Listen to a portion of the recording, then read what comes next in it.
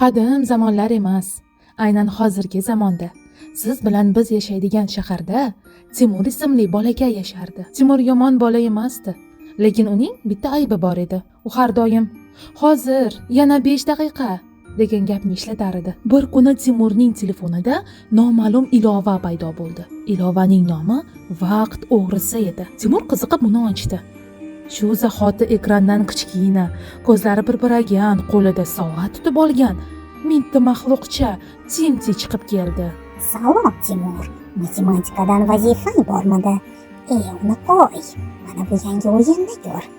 Onang xonani yig'ishtir deganmidi? Uni ertaga qilasan. Mana bu qiziq videolarni tomosha qil. Timur xursand bo'ldi. U avval telefonda o'yin o'ynadi, keyin videolar ko'rdi. Vazifalarni esa keyin qilaman deb bir chetga surib qo'ydi. Bir necha kun o'tgach, Timur atrofdagi narsalar o'zgarayotganini sezdi. Xonasi esa asta-sekin chang va tartibsizlikka to'lib bordi. Eng yomoni, Timurning o'zi ham kuchsizlana boshladi. Timti esa aksincha kattarib, kuchga to'lib bordi. Chunki Timti Timurning bekor o'tkazilgan vaqti bilan oziqlanardi. Bir kuni Timur maktabda eng muhim loyihasini topshirishi kerak edi. Ammo u tuni bilan telefonga chalg'ib, hech narsa tayyorlamadi.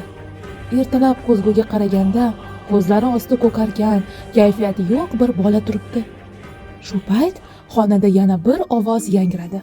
Bu Timurning eski soati edi. Timur, vaqt bu oltin tangalar to'la hamyonga o'xshaydi.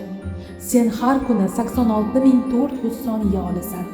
Sen ularni o'yinlar va ma'nosiz videolarga sarflayapsan. Lekin eng muhim narsalarni, bilimni va sog'liqni sotib olishga puling, ya'ni vaqting qolmayapti. Timur qo'rqib ketdi va Timtini o'chirib tashlamoqchi bo'ldi. Ammo Timti kulib, "Sen meni o'chirolmaysan, chunki senda iroda yo'q."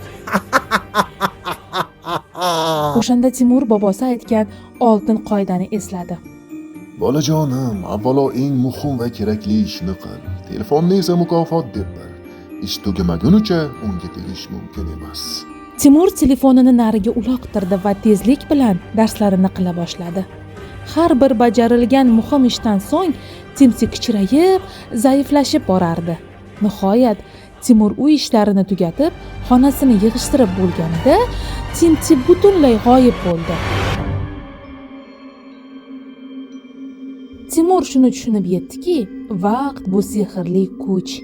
Agar sen uni boshqarsang, sen qahramonsan.